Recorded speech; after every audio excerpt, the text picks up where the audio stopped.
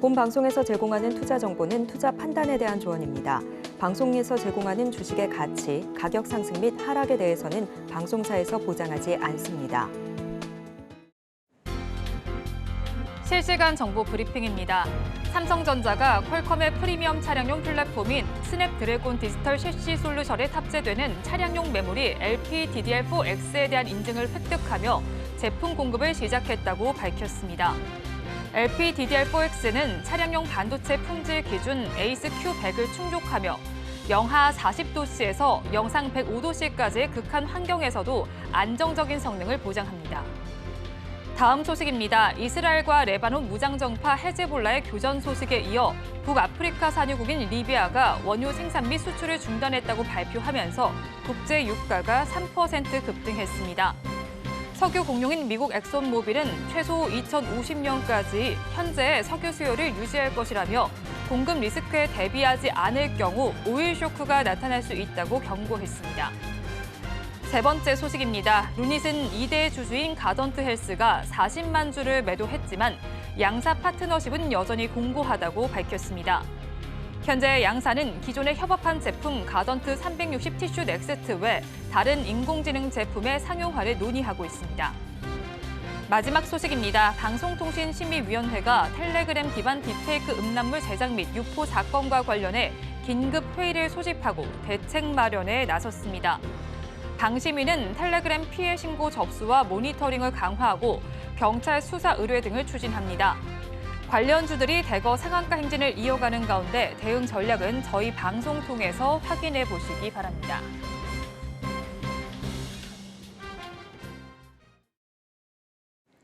시청자 여러분 안녕하세요. 오늘을 돌아보고 내일을 준비하는 오늘장 내일장 2부 진행의 백설입니다. 오늘도 시장에는 뚜렷한 주도주가 없는 상황입니다. 수급적인 측면도 방향성을 찾지 못하고 있습니다. 외국인의 경우 현물 시장은 매도, 현물 시장 말고 또 선물 시장은 매수 흐름을 보여주고 있습니다. 등락하는 종목 수도 비슷하게 집계가 되는 가운데 오늘은 테마주 성격인 보완주에서 강세 흐름이 나타나고 있습니다. 그러면 이 시간 시장에서는 어떤 종목에 주목을 하고 있는지 살펴보겠습니다. 실시간 종목 조회 순위 상위 종목 5개 종목으로 살펴보겠습니다. 가장 먼저 살펴볼 종목 오늘 알테오젠입니다. 코스닥 시장 시총 1위에 등극을 한 모습입니다. 에코프로 BM이 부진한 틈을 타서 바로 알테오젠이 1위 자리를 차지했습니다. 지금 2%대 강세 흐름을 가져가고 있습니다. SC 기술로 승승장구를 하고 있습니다. 지난 2월에는 머크와 독점 계약을 체결했는데 이 부분을 지속적인 모멘텀으로 가져가고 있는 상황입니다. 추세선 기준으로 살펴봤을 때도 정배열로 나타나고 있는 만큼 앞으로의 기조도 긍정적으로 전망을 해보셔도 좋겠습니다. 다음 종목 역시나 제약 바이오주입니다. IMBDX를 살펴보겠습니다. 지난 4월에 상장을 한 종목입니다. 알파 리퀴드 100이 폐암 환자의 맞춤 치료에 유용하다는 점을 입증을 받았습니다. 알파 리퀴드 100을 이용해서 비소세포 폐암 환자의 흉수 샘플을 분석을 해보니까요. 92.3%의 경우에 상피세포 성장인자 수용체, 즉 EGFR 등의 주요 유전자 변이를 관찰을 했습니다. EGFR 변이가 있는 환자에게 억제 치료를 해봤더니 3개월 만에 모두 부분 관해를 보였다는 소식이 전해집니다. 다음으로 살펴볼 종목 역시 제약 바이오주입니다. 상장한 지도 얼마 되지 않은 따끈따끈한 종목입니다. 이엔셀 무려 26%대 급등 양상을 펼치고 있습니다. 희귀 질환과 관련해서 부각을 받고 있습니다. 뒤센근 위축증과 샤르코마리투스 등이 있습니다. 전 세계에서 치료제가 없다라고 잘 알려져 있는 질환들입니다. 특히나 샤르코마리투스의 경우에는 국내에서 범삼성과의 유전병으로 알려져 있습니다. 그에 따라서 삼성그룹에서 투자를 하고 있는데 이 부분이 부각을 받으면서 급등 양상을 펼치고 있습니다. 다음으로 살펴볼 종목은 한선 엔지니어링입니다. 7%대 상승 양상을 펼치고 있습니다. 현대차 증권에서 분석이 나와 있습니다. 주력 부분이 조선해양 부분인데 이 부분이 슈퍼사이클을 타고 있고요. 또 석유화학과 에너지 부분에 대해서는 환경이 우호적으로 조성이 되고 있습니다. 그리고 신성장 사업 부분이 바로 수소와 ESS인데 이 부분에서도 지속적으로 성장이 가능할 것이라는 의견이 나오고 있습니다. 그리고 일반적으로는 한선 엔지니어링이 1분기가 부진한데 그렇기 때문에 앞으로의 실적은 더 긍정적일 것으로 전망이 되고 있습니다. 대왕고래 프로젝트로도 엮이고 있는 종목인 만큼 투자 의견에 참고를 해보시기 바랍니다. 마지막 종목까지 살펴보겠습니다. KBI 메탈을 살펴보겠습니다. 역대 최대 상반기 영업이익을 달성했습니다. KBI 그룹 내에서 전선 소재 부문 계열사들이 본격적으로 해외 투자에 나서고 있습니다. 이 부분이 실적 개선에 효과를 나타내고 있고요. 각종 국제 박람회도 참가를 하고 있고 새로운 해외 고객사도 발굴을 하고 있습니다. 이에 따라서 흑자 기조를 유지를 할 것으로 예상되고 있고요. 우크라 재건과도 관련이 되어 있습니다. 종목들은 저와 함께 살펴보셨고요. 자세한 이야기는 전문가님들을 통해서 들어보겠습니다.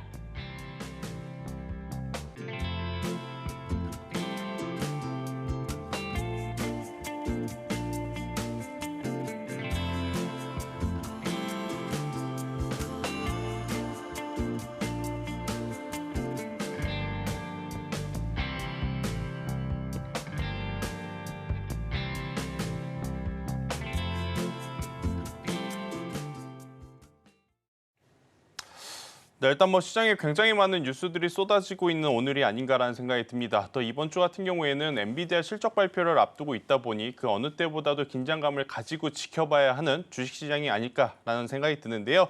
오늘도 여러분들에게 거래대금 기준으로 혹은 등락률 기준으로 굉장히 많은 종목군들에 대한 이야기를 한번 나눠보도록 하겠습니다. 저는 ISS 김태선 본부장이고요. 네, 반갑습니다. 기업공시연구소의 변영희 대표입니다. 네, 일단 오늘도 지금 굉장히 또 많은 종목군들이 지금 움직이잖아요. 네. 그러니까 어제 미국 증시 하락 대비해서는 또 괜찮아요. 자, 네. 우리나라 증시가 알다가도 모르겠습니다. 그죠? 굉장히 좀 안타까웠던 거는 좀 어지장이 사실 이렇게까지 조정을 좀 받을 만한 그렇죠. 구간이었나. 왜냐면 잭슨 밀팅도 잘 소화를 했고 여기다 해서 9월에 이 피벗 기대감들이 커졌다는 것은 이제 9월에 금리 인하한다는 뜻이거든요. 그렇죠. 그러면 이제 시장이 화답을 좀 해줬어야 되는데 어제 사실 기술주가 굉장히 좀 안 좋았고 오늘도 그 영향들 좀 있는데 이게 엔비디아의 실적 발표를 앞둔 어떤 투자 심리가 경계됐던 요인이라고 하더라도 그걸 그렇다고 이해한다고 하면 좀 노력을 할까 하더라도 이건 좀 너무 과하지 않나. 그렇죠. 그러니까 이게 수급은 사실 이 패닉셀 장세 이후에 정확하게는 아직 방향성을 뚜렷하게는 좀 잡지 못한 게 가장 큰 원인이 아닌가. 특히나 외인 수급이 사실 어떤 특정 섹터라든가 특정한 어떤 이 종목군에 관련된 방향성을 사실 상실했다라고 보는 게 좀 맞지 않을까라고 보고 있기 때문에 사실 가장 중요한 단기적인 어떤 체크 포인트는 외인 수급이 빠르게 좀 다시 좀 회귀하는 네. 그런 시그널이 좀 중요한 부분이 아닌가라고 저는 개인적으로 좀 생각을 해봤습니다. 지금 여러분들이 코스피 코스닥에 어떻게 보면 시가총액 상위 종목군들 혹은 이제 등락률 기준으로 이제 상위 종목군들 한번 보시면 뚜렷하게 어느 한 섹터가 강하다라는 느낌을 받기가 굉장히 어려운 시장인 것 같아요. 사실 반도체가 강하면 대장주가 가고 후속주자가 따라가고 제약바이오가 가게 되면 알테오젠 유한양이 가면서 중소형 제약바이오가 따라간다거나 그러한 어떤 흐름들이 펼쳐지는 게 일반적인데 네. 지금 우리나라 코스피도 그렇고 코스닥도 그렇고 정말 각계전투하는 느낌? 그런 상황이다 보니까 개인 투자자들 입장에서 시청자분들 입장에서 참 여기 가면 내가 수익을 볼 수 있는 구간이 있을 것 같고 또 여기 가면 또 여기 나름대로 또 수익을 볼 수 있을 것 같은데 네. 막상 또 종목을 움직이게 되면 윗꼬리가 굉장히 빠르게 달리는 시장이다 보니 여차저차하면 지금 물리게 될 수밖에 없는 난이도가 굉장히 높은 시장이 아닌가 생각이 듭니다. 일단 코스닥 기준으로 참 알테오젠이 시가총액 오늘 1위를 탈환을 했단 말이에요. 그래서 이 종목 이야기를 안 할 수는 없을 것 같아요. 그러니까 유한양액, 리가켄바이오, 여기에 지금 알테오젠으로 이루어지는 지금 이 바이오 3인방이 모두 지금 역사적인 신고가 구간에서 흘러가고 있는데 이걸 우리가 언제까지 좀 계속 추적 관찰을 하는 게 맞는 것인가? 대표님 보시기엔 어떠세요? 네, 저는 좀 9월 말까지는 지켜봐야 되는 부분이 아닌가라고 보고 있는데 오늘 알테오젠에 대한 52주 신고가죠. 지금 사실 주가에 대한 어떤 흐름들을 좀 전반적으로 좀 살펴볼 때는 잠깐 차트를 좀 보도록 하겠습니다. 알테오젠의 차트를 좀 보면 오늘 신고가 33만 1,500원 구간에서 뭐 소폭 좀 내려오긴 했지만 네.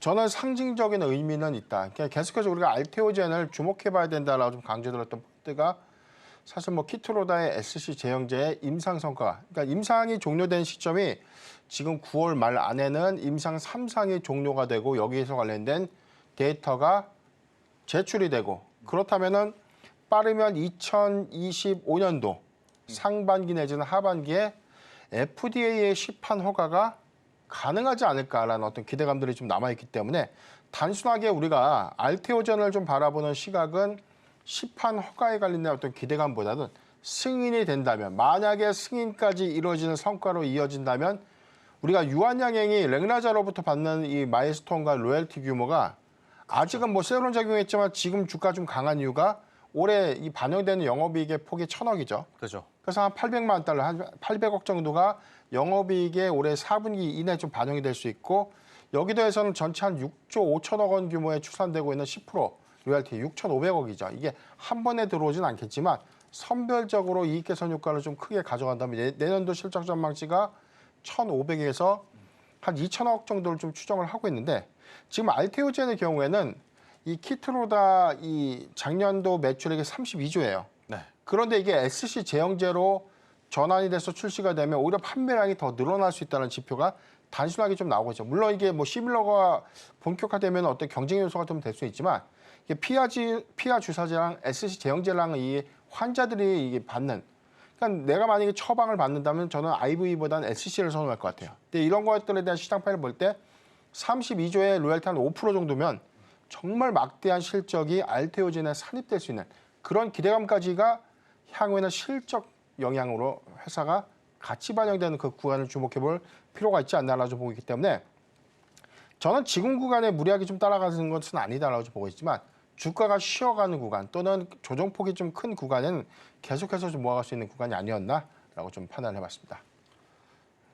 네, 일단 뭐 제약바이오 기준으로 보면 안 좋은 악재 뉴스보단 네. 호재 뉴스가 지금 많을 수밖에 없거든요. 방금 이제 대표님께서 짚어주셨다시피 우리나라 기업들이 지금 단순히 기대감으로 잘 팔릴 겁니다, 잘할 겁니다, 개발을 할 겁니다 이게 아니라 개발이 완료가 돼서 로열티를 지금 받는 어떤 수준까지 올라왔단 말이에요.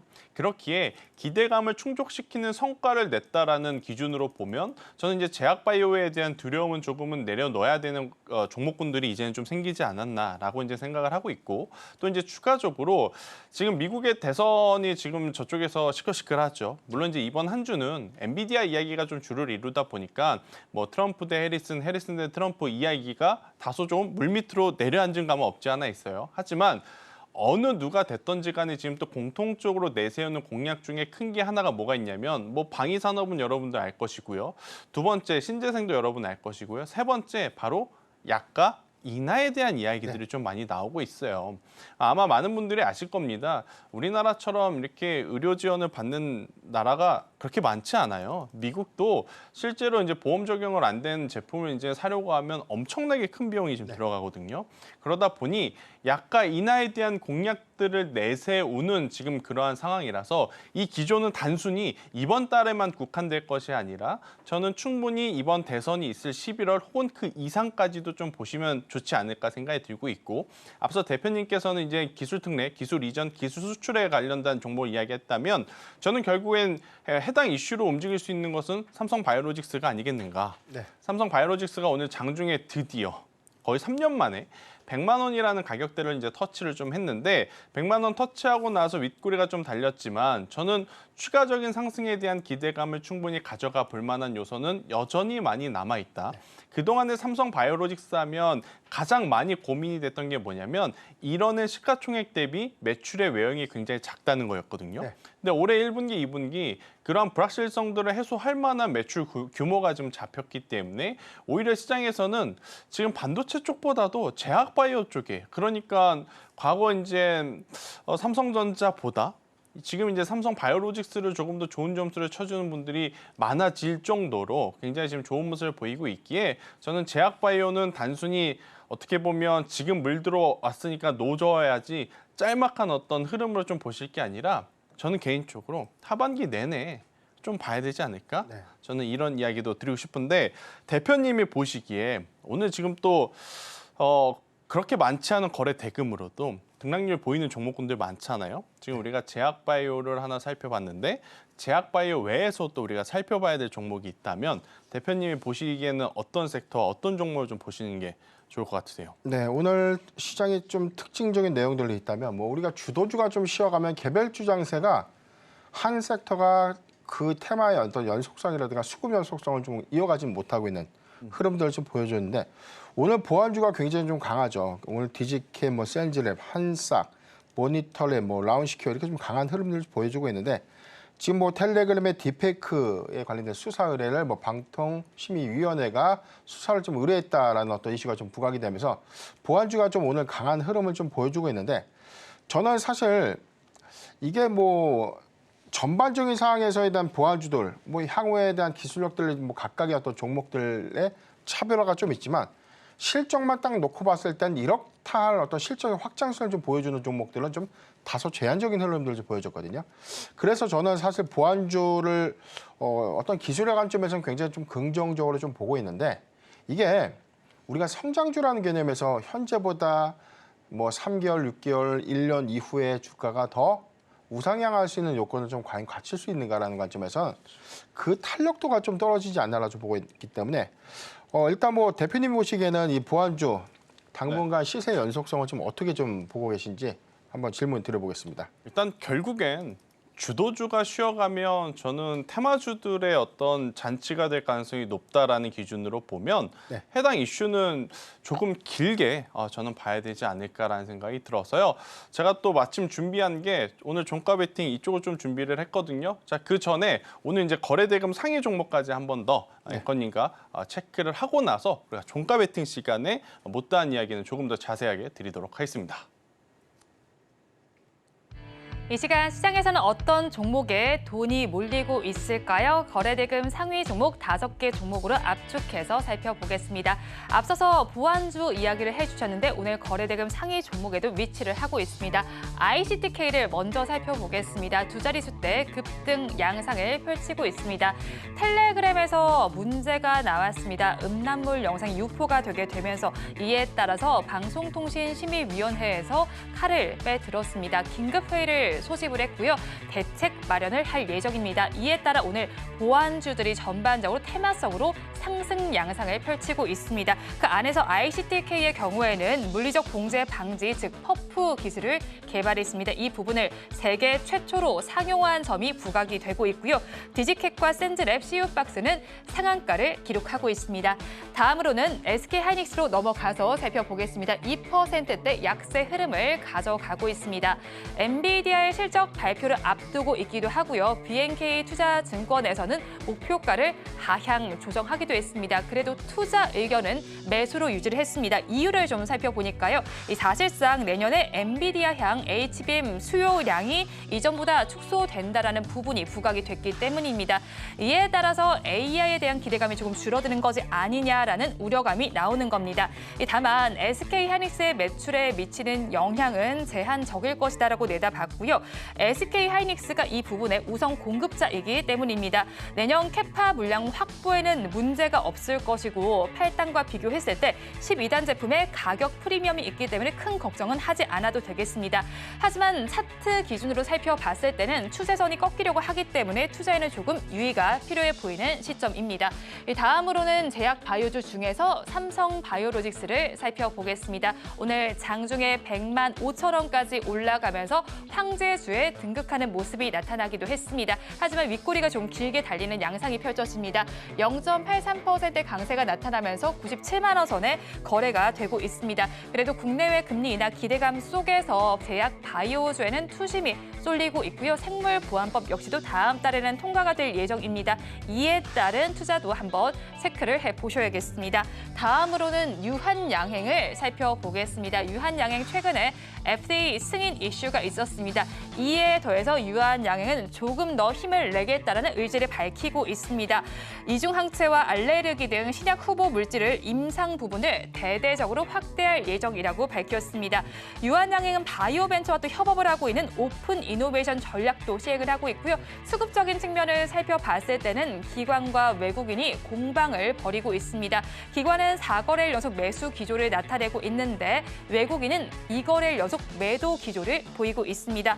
마지막에 위치한 종목 삼성공조까지 살펴보겠습니다. 엔비디아가 앞으로 생산할 AI와 관련해서는 냉각 방식을 바꾸겠다라는 이야기를 했습니다. 액침 냉각과 관련된 부분이 부각되면서 삼성공조 역시도 부각을 받고 있습니다. 하지만 이 삼성공조는 정확하게는 데이터 센터와 연관이 있는 종목이 아니고요. 차량용과 관련해서 냉각 시스템을 살펴보셔야겠습니다. 친환경 차량에서 안정성을 높이는 데 중요한 역할을 하고 있고요. 지금 재무적인 측면을 살펴봤을 때도 2021년에는 흑자로 전환한 이후에는 계속해서 영업이익을 내고 있습니다. 그리고 추세선 기준으로 어제 단기 골든 크로스도 나타난 만큼 앞으로의 주가 추이 계속해서 체크해 보셔야겠습니다. 거래대금 상위 종목 저와 함께 살펴보셨습니다. 참 오늘은 시가총액 상위 대형주보다는 확실하게 중소형주들로 이제 힘이 강하게 좀 불러오는 것 같습니다. 그래서 빠르게 이제 종가 베팅을 할 종목군들을 좀 선별을 해보면 저는 지금 오늘 가장 큰 화두가 되고 있는 보안주에서 지금 체크를 하는 게 가장 맞지 않을까라는 생각이 들어서 일단 보안 쪽을 좀 보셔야 될 것 같고요. 일단 이 어떤 SNS 메신저상에서 일어난 딥페이크 사건이 굉장히 장기화되고 공론화되고 심화될 가능성이 지금 높아진 상황이기에 관련 보안주들은 좀 체크를 하실 필요는 있지 않나 생각이 듭니다. 대신에 여러분들이 이건 하나 알고 가셔야 돼요. 우리나라 지금 소프트웨어 관련주들은 전체적으로 공통점이 두 가지가 있습니다. 첫 번째, 시가총액이 굉장히 적고요. 두 번째, 아직까지 호실적을 크게 냈다라고 할 만한 기업이 없는 상황이라 일단 테마적으로 접근을 하는 것이 맞다. 이렇게 좀 보시면 될 것 같고, 저는 일단 그 가운데서 뭐 상한가 기록한 기업이 벌써 이제 3기업이 있는데 그들을 이야기해 드릴 수 없으니까 그들을 쫓아서 만약 움직인다면 가장 확률 높은 기업이 바로 이제 라온시큐어라고 하는 기업이 아닐까라는 생각이 들어서 오늘 종가에 만약 이 단기 테마적인 종목을 공략을 하신다면 이 종목을 눈여겨보셔야 된다라는 의견 한번 드려보도록 하겠습니다. 일단 AI 활용한 딥페이크에 이런 탐지 기술에 대한 이야기가 이제부터는 또 나올 수밖에 없습니다. 이것이 이제 굉장히 또 화두가 될 가능성이 높다라고 좀 보시면 될 것 같고, 이것이 아니더라도 사실은 AI 시대, 로봇 시대를 거쳐오면서 생성형 AI의 혹시 모를 악성 코드에 대한 대비도 우리나라는 미리 해뒀어야 됐던 상황이었거든요. 그렇기 때문에 이러한 것들이 만약 시장에 녹아들게 된다라고 하면 그동안에 많이 소외받았던 라운시큐어도 한 번 더 올라갈 가능성이 굉장히 높지 않겠는가라고 좀 말씀드릴 수 있을 것 같고, 대다수의 지금 생성형 AI는 LLM 기반이 많잖아요. 이러한 어떤 같은 결의 기술을 좀 가지고 있는 부분도 지금 시장에서는 호재성으로 인식이 될 가능성이 높은 이제 라운시큐어이기 때문에 정보라고 하는 거, 그러니까 보안이라고 하는 것 자체가 이번 이슈가 아니더라도 사실은 계속해서 이제 화두가 됐었던 상황입니다. 그런데 이제 우리나라 입장에서는 굉장히 좀 아쉬운 게 뭐냐, 하드웨어는 우리나라가 세계에서도 알아주는 품질을 구가하거든요. 그런데 소프트웨어만큼은 참 국내에서도 자리를 잘 잡지 못한 상황. 그러다 보니 해외에서는 거의 뭐 등한시했던 그러한 상황인데, 해당 이슈는 글로벌 이슈라기보다는 우리나라 국내 이슈이기에 조금은 더 그동안 오르지 못했던 소프트웨어 쪽에 대한 관심도가 더 올라갈 수 있다라는 생각이 들어서요. 저는 라운시큐어를 한번 보시는 게 좋을 것 같다는 생각이 들고 있고요. 그러면 가장 중요한 것은 이제 손절 라인인 것 같습니다. 지금 시총이 굉장히 작기 때문에 여러분들이 손절 라인을 좀 칼같이 지켜주셨으면 저는 좋겠다라는 생각이 들어요. 그래서 오늘 기준으로 이 장대 양봉 캔들의 중간값이라고 볼 수 있는 2,100원이라는 가격대 밑으로 내려오면 그때는 이유 불문하고 우선은 리스크 관리가 필요하다. 대신에 만약 2,100원이라는 가격대 이탈하지 않고 올라갈 시에는 대표적인 지금 대장주인 센지랩이 꺾일 때까지 들고 가시는 전략이 가장 좋을 것 같고요. 그렇지 않고 만약 가격적으로 한번 전략을 들여보면 2,500원이라고 하는 저는 목표가를 잡고 한번 보신다면 보안주가 내일 모레 엔비디아 실적 발표 전까지는 왠지 시장에서는 저는 화두가 될 가능성이 높거든요. 자, 대표님이 그럼 오늘 보시기에 보안주만큼 혹은 보안주보다 더 이쪽을 나는 보는 게 좋다라고 하시는 쪽이 있다면 혹시 어느 쪽일까요? 오늘 본부장님께서는 수급 종목들 중에서는 가장 흐름이 양호한 보완주를 좀 주셨기 때문에 저는 좀 다소 무겁지만 우리가 좀 중장기 투자 관점, 뭐 우리가 중장기라고 해서 뭐 10년, 20년 들고 한다 좀 이런 개념보다 사실 전 현대차를 좀 준비를 해봤고요. 28일 CEO 인베스터 데이에 관련된 이슈, 여기에 관련해서 우리가 좀 시장에서 다 알고 있는 것처럼 과연 주주들에게 얼마만큼에 대한 많은 선물 보따리를 좀 내놓을 수 있을까, 이 부분이 중요한 관전 포인트가 아닌가라 좀 보고 있습니다. 지난 상반기에 기아 그리고 현대 글로비스의 이 주주환원 정책이 좀 공개가 됐고요. 여기에 대해서 뭐 최근 뭐 향후 3년간 5천억 원의 규모의 뭐 자사주를 좀 취득할 것이다라고 기아가 발표했고, 뭐 현대글로비스도 총 주주 환원율을 좀 상향시켰던 흐름들, 전체적인 어떤 상황들이 현대차 그룹의 총 주주 환원율 상향이라는 관점을 주목해 볼 필요가 있다라고 좀 보고 있고, 지금 시장에서 예측하고 있는 부분이 현대차의 이 배당 성향이 전체 한 25%대까지 상향될 수 있다. 전체 단기 순이익 100억 원을 벌었으면 25%, 25억 원을 선물 보따리로 좀 내놓는다는 뜻이거든요. 그래서 이익 지표가 커지면 커질수록 그만큼 배당 재원들은 더 늘어날 수 있다는 점, 이 점을 잘 참고하면 좋을 것 같고, 여기에 대해서는 지금 내년 한 1분기까지 예상되는, 그래서 인도 IPO를 연내 추진한다는 과정에서 약 3조 5천억 원 규모의 자금이 현대차 그룹에 유입이 됩니다. 현대차에 유입이 되면 전체적인 상황들에서는 올해 상반기와 내년 1분기 총 한 1조 원대 규모의 자기 주식에 대한 매입과 소각 관련된 이슈가 좀 부각될 수 있고, 전체적으로는 한 1%대 자사주 소각 관련된 이슈가 아마 이번 인베스터 데이에서 좀 확정 발표될 가능성이 높지 않을까, 이 부분을 좀 주목하고 있는데, 사실 이런 부분들이 단기적으로 주가에 확 반영이 돼서 지금 현재에서 24만 6천 원대 형성된 주가가 30만 원을 단기 돌파한다, 이렇게 보는 것이 아니라 현대차가 조정폭을 좀 이어가는 흐름들에서 우리가 계속 모아간다면 오히려 지금에 관련된 어떤 주가의 어떤 변동성은 크지 않기 때문에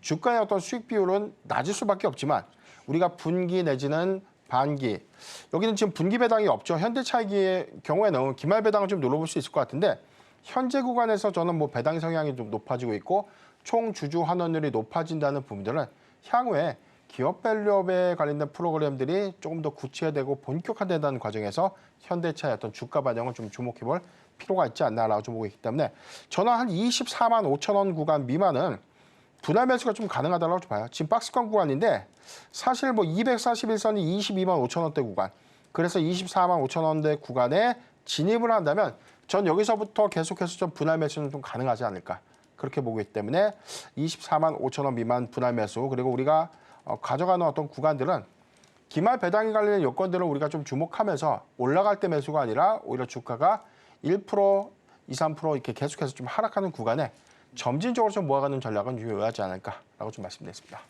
일단 저도 이제 개인적으로 자동차주에 지금 관심이 많은데, 참 공략할 만한 종목군들이 많은 것 같아요. 네. 현대차, 기아 당연히 굉장히 좋고, 또 오늘 같은 경우에도 또 부품사 안에서 시세가 어디 쪽이 제일 강하냐, 코리아 FT, 맞아요. 세방전자처럼 결국 이제 하이브리드로 지금 대두되는 부품주들이, 뭐 코리아 FT는 지금 벌써 8% 넘게 지금 상승을 하고 있고, 세방전지 같은 경우에는 오늘 장중에 마이너스 5%까지 이제 가깝게 갔다가 지금 아래 꼬리를 모두 지금 말아 올리면서 플러스 전환도 지금 목전에 두고 있는 상황이라, 참 자동차 혹은 자동차 부품주에 대한 관심도도 꾸준히 봐야 된다. 근데 이제 제가 가지고 온 보완주는 굉장히 짧은 시간 안에 테마적으로 조금은 이제 승부를 봐야 될 종목이라면, 오늘 변 대표님께서 가지고 온 종목은 뭐 짧게도 괜찮지만 길게, 그러니까 올해 하반기까지 배당까지 고려해 봤었을 때도 정말 악재보다 호재 뉴스가 만발하는 섹터와 종목군들이니까요. 이쪽에 대해서 여러분들도 한번 심도 있게 고민을 해보시는 게 좋을 것 같고, 자, 오늘 시장에 우리가 반도체 이야기 안 할 수는 없을 것 같아요. 그래서 지금 반도체에 대해서 저도 사실은 불안하거든요. 왜냐하면 엔비디아 올라올 때 같이 올라왔어야 됐는데 반도체 소부장주들은 너무 덜 올라온 게 아닌가? 지금 엔비디아 이제 우리가 실적 발표를 내일 모레 앞두고 있잖아요.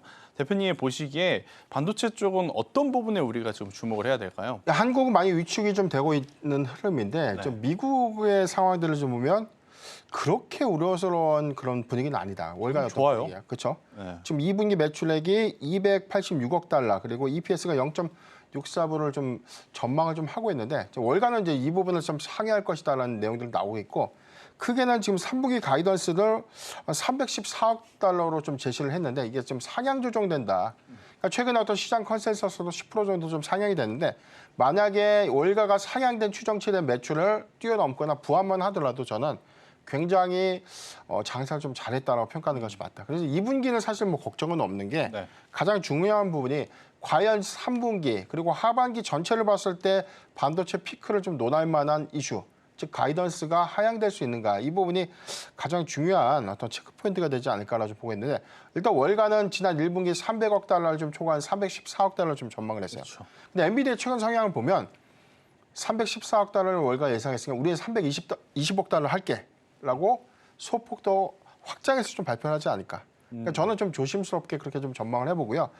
이런 부분들이 어제 사실 뭐 미국에서 엔비디아가 소폭 좀 조정을 받았지만 지금 프리마켓에서는 뭐 소폭 지금 보합권에서 좀 상승 반전을 좀 하고 있고 여기에 대해서는 아직 실적이 관련된 우려감들, 아직 실적의 피크를 논하기에는 하반기 실적 기대요인들이 좀 더 많기 때문에 그런데 가장 큰 안타까움이 엔비디아가 그렇게 많이 주가가 올랐을 때 삼성전자가 뭐가 올랐다고 이제 피크 그렇죠. 논란을 우리가 좀 당해야 되는지 그러니까 이 부분 좀 개탄스럽지 않나라고 보고 있지만 한국의 경우에는 사실 엔비디아에 관련된 실적 발표에 관련된 영향보다는 사실 어제의 경우는 뭐 지정학적 리스크도 일부는 좀 있었고 가장 큰 시장의 화두는 아무래도 금투세. 금투세. 이게 이번에 유예가 됐느냐, 폐지가 됐느냐 계속해서 좀 뭐 공론화 좀 하고 있지만 전반적인 어떤 이 온도차들이 너무 극명하기 때문에 사실 이 금투세 관련된 이슈가 단기적인 어떤 외인 수급을 좀 위축시키는 좀 계기로 작용하지 않나라 좀 보기 때문에 해당되는 어떤 내용들이 좀 더 긍정적인 지표에서 뭐 유예를 빨리 뭐 결정을 해준다든가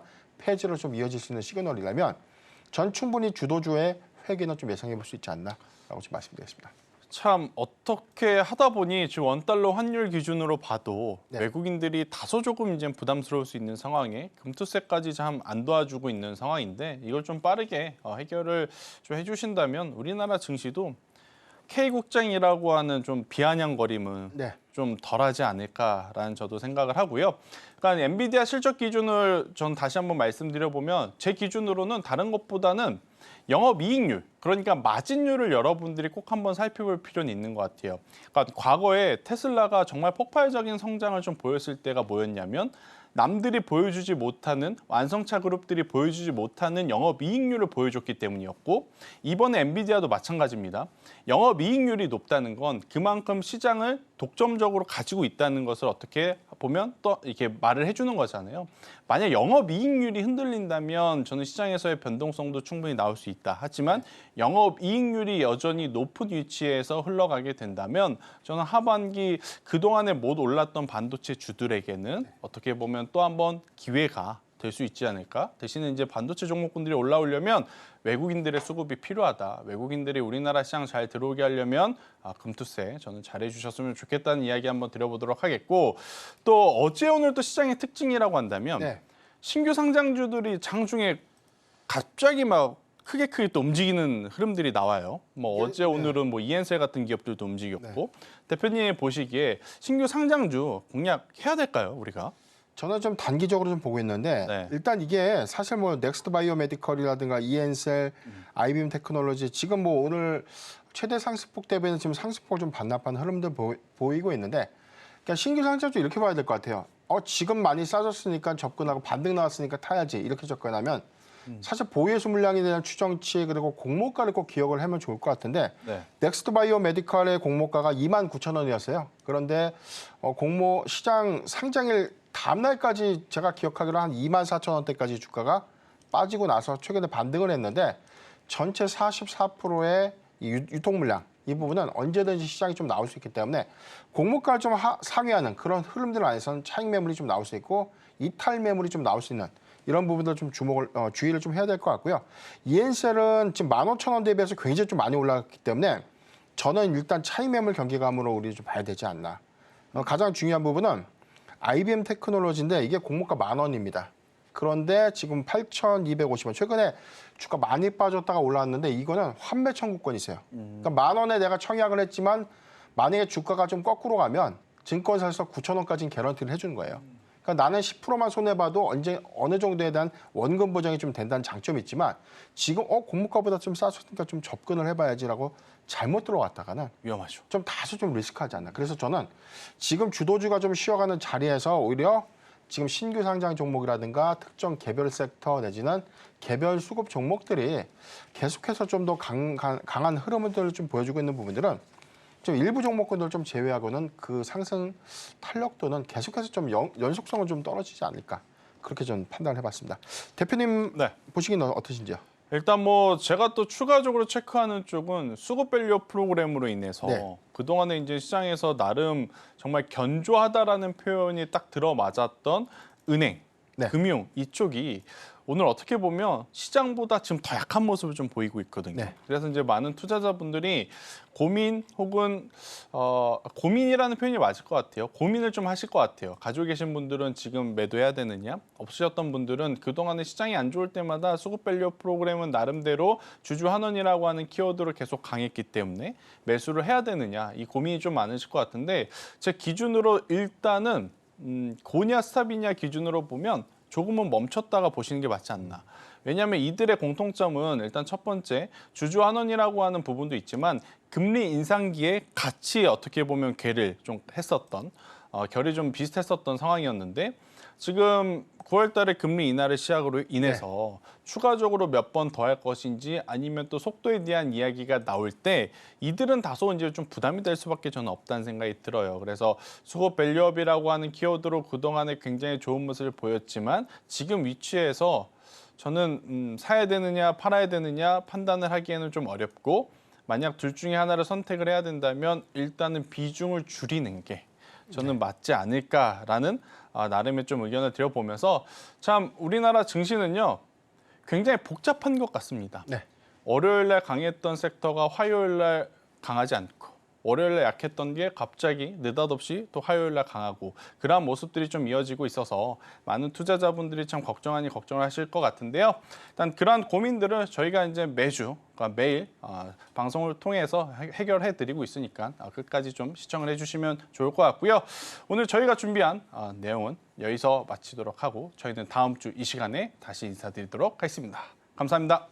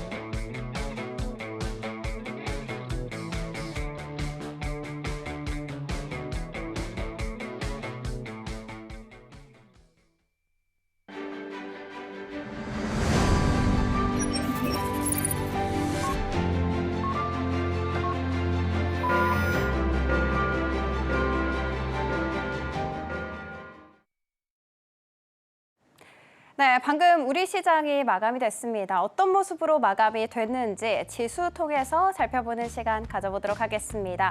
오늘 제가 지금은 웃고 있지만 사실 우리 시장은 오늘도 웃지 못하는 모습이었는데요. 마치 히말라야 산을 등반하듯이 힘들다라는 것이 2,700선이 아닌가라는 생각이 들더라고요. 일단 코스피 시장과 코스닥 시장 어떻게 마감이 됐는지 지수 통해서 한번 살펴보는 시간 가져보도록 하겠습니다. 일단 장중 한때 2,700선까지 찍긴 했습니다. 그럼에도 불구하고 다시금 반락세를 보여주게 되면서 2,700선보다 조금 더 못 미치는 모습으로 마감이 됐습니다. 전일 대비해서 0.32% 내려간 2,689선에서 마감이 됐고요. 코스닥 같은 경우에는 0.24% 하락한 764.96포인트로 거래를 마감 지었습니다. 특히 코스피 같은 경우에는 반도체 투톱이 엔비디아 약세로 인해서 영 힘을 써주지 못했죠. 이것이 지수 하락의 원인으로 작용이 된 모습이었고요. 코스닥 같은 경우에는 특징적인 것이 있었습니다. 알테오젠 같은 경우에는 에코프로 비앱을 제치고 시가총액 1위 자리로 올라선 모습이었습니다. 사실 바이오시밀러 수요가 굉장히 증가하고 있죠. 그것이 바로 주가 상승의 원인이 됐고요. 그리고 올 들어서 알테오젠 같은 경우에는 주가가 무려 4배 이상 급등했다라는 것까지 살펴드리도록 하겠습니다. 자, 그러면 코스피에서는 어떤 업종을 눈여겨보셨는지 살펴보는 시간 가져보도록 하겠습니다. 어제 이어서 오늘도 전기 가스업이 상승률 많이 기록을 하고 있었습니다. 특히 지역 난방공사 같은 경우에는 무려 8% 넘는 강한 불기둥을 뿜어냈는데요. 최근에 4분기 중으로 기업가치 제고 계획 발표를 할 것이다 라고 이야기를 한 바가 있었죠. 그런데 일단 실적은 별로 좋지 않았습니다. 2분기 영업 적자가 예상보다 더 컸기 때문인데요. 그럼에도 불구하고 증권가에서는 비수기 적자? 이거 당연하다. 이렇게 얘기를 하면서 목표 주가 하향 조정하지 않았습니다. 참고로 목표 주가는 6만 원이라는 거 말씀드리도록 하겠습니다. 3거래일 연속 양봉을 펴내고 있다는 것까지 체크를 해드리면서 다음으로 넘어가 보도록 하겠습니다. 일단 한국가스공사 역시도 2.58% 전일 대비해서 상승 탄력을 보여주는 모습이었습니다. 정부가 대왕고래의 주관사가 곧 결정될 것이다 라고 언급을 했었죠. 특히 지난 23일에 증권가에서는 이 한국가스공사 목표 주가를 5만 5천 원까지 올려잡는 움직임을 가져갔거든요. 그런데 지금 5만 5천 원 코앞에 두고 있는 상황입니다. 5거래일 연속 양봉 켜냈다는 거 알려드리도록 하겠습니다. 참고로 대왕고래 관련주라고 할 수 있는 코오롱 글로벌 우선주 같은 경우에는 무려 2연상에 성공했다라는 거 알려드리면서 다음 업종으로 넘어가 보도록 하겠습니다. 다음 업종은 바로 기계 쪽입니다. 지배구조 개편과 관련해서 두산 쪽에서 이슈가 있었죠. 금융감독원에서 합병에 다시 한번 제동을 걸게 됐습니다. 그러면서 두산마켓 그리고 두산 로보틱스 여기에는 없지만 두산 에너빌리티까지 모두 다 오늘은 오름세를 보여줬고요. 그 안에서는 오늘 두산마켓이 5% 가깝게 큰 폭으로 오름세를 보여줬습니다. 반면에 하락하고 있는 업종도 있었습니다. 바로 금융업종인데요. 사실 금융업종 같은 경우에는 어제 상승 쪽으로 이름을 올렸는데 오늘 같은 경우에는 이렇게 지주사를 중심으로 해서 내림세를 보여줬습니다. 그 중에서도 삼성증권 같은 경우에는 8월 7일 이후로 주가가 정말 고공행진을 했거든요. 그런데 오늘은 반락한 채 3% 가깝게 내림세를 보여줬습니다. 기관 쪽에서는 여전히 매수 우위를 보여줬지만 외국인 쪽에서는 매도세를 펼쳤습니다. 그러면서 업종 전반적으로 하락세를 면치 못했다라는 거. 그렇지만 이것이 잠시 쉬어감일지는 추후 주가 통해서 살펴보시면 좋을 것 같습니다. 자, 그리고 다음 업종으로 한번 넘어가 보도록 하겠습니다. 다음 업종은 어제 상승 쪽에 이름을 올렸었던 운수창고 쪽인데요. 사실 외국인과 기관 동반 매도세가 있었습니다. 그 중에서도 연기금 쪽에서 이 업종을 강하게 물량을 빼더라고요. 달러 약세로 인해서 어제도 강세를 보여줬던 항공주들도 함께 내림세를 보여주면서 업종 전반적으로 파란불을 켰습니다. 특히 그 중에서도 오늘은 종합물류 쪽에서 눈에 띄게 약세가 두드러진 모습입니다. 자, 이렇게 코스피 살펴봤으니까요. 다음으로 코스닥 업종 살펴보는 시간 가져보도록 하겠습니다. 오늘은 기타 서비스가 급등세를 보여준 모습이었습니다. 많이들 들어보셨을 것 같은데요. 한 대학교에서 여학생의 얼굴에 음란물을 합성한 딥페이크 영상물이 유포가 됐었죠. 여기에 따라서 방통위는 긴급회의를 소집을 했었고 또 윤석열 대통령 역시도 여기에 강력하게 대응하라라고 지시를 했습니다. 이 같은 소식 속에 보안주뿐만이 아니라 AI 소프트웨어가 오늘 장중에 급등세를 보여줬는데요. 플랜티넷 같은 경우에는 대표적인 보안주로 엮이죠. 그리고 여기에는 나와 있지 않지만 디지캡, 센즈랩 모두 다 상한가 안착 후에 마무리가 됐습니다. SP소프트 그리고 폴라리스 AI 모두 다 AI 소프트웨어 쪽으로 딥페이크 관련주로 엮이게 되면서 오늘 두 자릿수 강한 상승 탄력 보여줬다라는 거 알려드리도록 하겠습니다. 그리고 다음으로는 의료 정밀기기 쪽은 오늘 상승 쪽으로 이름을 잡았더라고요. 보이시는 것처럼 넥스트, 바이오 메디컬 같은 경우에는 거의 상한가 부근까지 간 모습이었습니다. 역시나 개별 호재에 있었어요. 최근 신규 상장을 알린 종목이기도 했는데요. 이 업계의 이 업종의 주력 제품의 성장 가능성이 앞으로도 더 부각받을 수 있을 것이다라는 이야기 속에 이렇게 강한 상승 탄력 보여줬다라는 거 알려드리도록 하겠습니다. 여긴 없지만 ESL 같은 경우에는 어제 상한가 안착했거든요. 그런데 오늘도 20% 넘는 강한 불기둥을 뿜어냈습니다. 유전자 치료제 관련 사업을 하고 있죠. 그런데 삼성과는 사실상 유전병이 있다라고 굉장히 많이들 알고 계실 것 같습니다.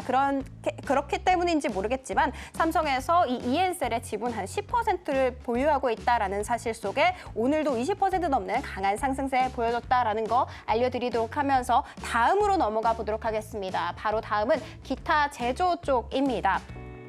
일단 제조 쪽에서는 기관의 매도세가 강하게 들어왔습니다. 특히 금융투자 그리고 투자 신탁 쪽에서 물량을 강하게 덜어냈기 때문인데요. 여기에는 없지만 제주 맥주 같은 경우에는 오는 30일에 유상증자가 있을 예정인데 날짜만 벌써 4번이나 바꿨다라는 소식 속에 두 자릿수 급락세를 면치 못하는 모습이었고요. 루닉 같은 경우에도 2대 주주가 40만 주나 대량 매도세를 펼치게 되면서 오늘 두 자릿수 낙폭을 그린 채 마감이 됐습니다. 자, 그리고 마지막 업종으로 한번 들어가 보도록 하겠습니다. 일단 LDT 같은 경우에는 거의 9% 가깝게 약세를 보이는 모습이었고요. IN 같은 경우에도 7% 가깝게 약세를 보였습니다. KMW, DAP 그리고 ICH 모두 다 4에서 6%대 정도의 약세를 그려내는 모습이었는데요. 사실 일반 전기전자 이쪽 업종 같은 경우에는 LDT 그리고 KMW, LED 종목으로 엮이거든요. 이쪽에서 약세를 보여준 데다가 그리고 UTI와 IM과 같은 종목들이 스마트폰 관련주로 엮이게 되면서 오늘 약세를 보였습니다. 그럼에도 불구하고 사실상 애플은 다음 달 초에 아이폰 16을 공개할 것이다라는 이야기가 있었음에도 불구하고 오늘은 이렇게 약세를 보였다라는 거 말씀을 드리도록 하겠습니다. 사실 KMW 같은 경우에는 대표적인 LED 종목이잖아요. 6% 넘게 내림세를 보여주게 되면서 8,240원대에서 거래를 마감이 하게 됐습니다. 오늘 같은 경우에는 사실상 이 코스피 시장이 2,700선 아랫께로 떨어졌습니다. 사실 어제까지만 해도 한 3거래일 만에 다시금 2,700선을 되찾지 못하는 모습이었거든요. 그런데 오늘 또다시 이렇게 2,700선 아랫께에서 거래가 됐다라는 것은 상당히 안타깝게 보시면 좋을 것 같습니다. 특히 오늘 같은 경우에는 또 그리고 나중에는 그리고 이번 주에는 엔비디아 실적 발표가 기다리고 있기 때문에 이것을 기점으로 해서 우리 시장의 양불 모두 다 상승불을 켜낼 수 있을지 많은 분들 기대해 주시면 좋겠습니다. 자, 그리고 본 방송에서 제공하는 정보는 투자 판단에 대한 조언일 뿐 해당 주식의 가치와 수익률을 보장하지는 않습니다. 저희 서울경제TV는 자본시장통합법을 준수하고 있습니다. 1:1 투자 상담이나 유사수신 행위 등 모든 불법 사항은 엄중하게 금지하고 있고요. 서울경제TV, 서울경제신문은 당사의 브랜드입니다. 기타 유사 브랜드에 유의하시면 좋을 것 같습니다. 저희가 준비한 소식은 여기까지고요. 그러면 저희는 다음 이 시간에 다시 찾아뵙도록 하겠습니다. 시청해 주셔서 감사합니다.